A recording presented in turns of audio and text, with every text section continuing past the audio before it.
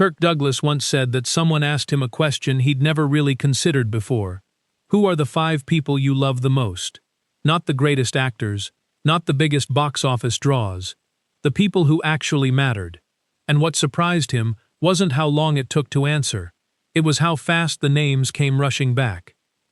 After decades in Hollywood, surrounded by legends, egos, geniuses, and everything in between, 5 faces kept returning to his memory.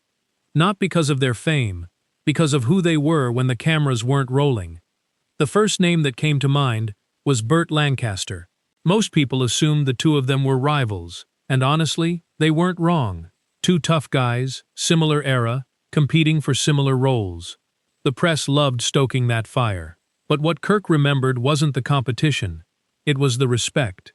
Watching Burt work taught him something important. Talent alone was never enough. You had to show up prepared, every single day, and care about every single scene. That kind of commitment doesn't breed resentment. It earns admiration. Then there was Lauren Bacall. Sharp, honest, and completely unimpressed by Hollywood's habit of telling people what they wanted to hear. She'd correct you with a smile that made it impossible to be offended. Kirk remembered their conversations more than anything else.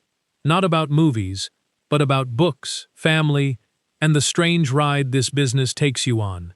She'd been through real heartbreak, carried it quietly, and never once asked for sympathy. That kind of dignity stays with you. Gregory Peck was different from the image people might expect. Warm, unhurried, genuinely interested in whoever was standing in front of him. The kindness he showed on screen wasn't performance. It was simply the man. Kirk recalled that their conversations rarely circled back to their own careers. They talked about life, about change, about everything but themselves. When Gregory passed, Kirk described it simply. The world felt a little quieter.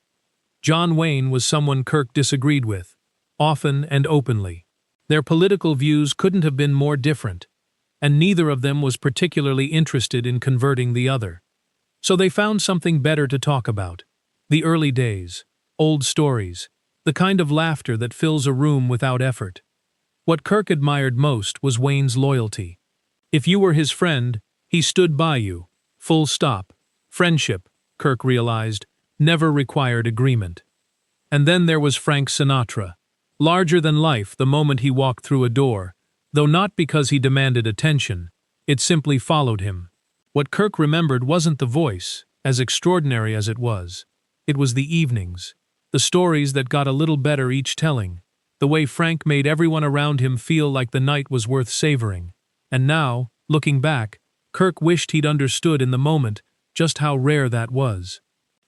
What Kirk Douglas ultimately understood, after all those years, all those films, all those friendships, was that the applause fades, the awards collect dust, and the movies eventually belong to someone else.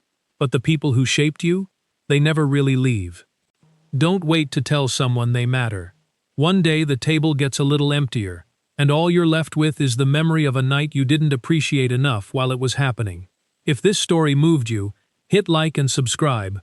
More stories worth remembering are coming.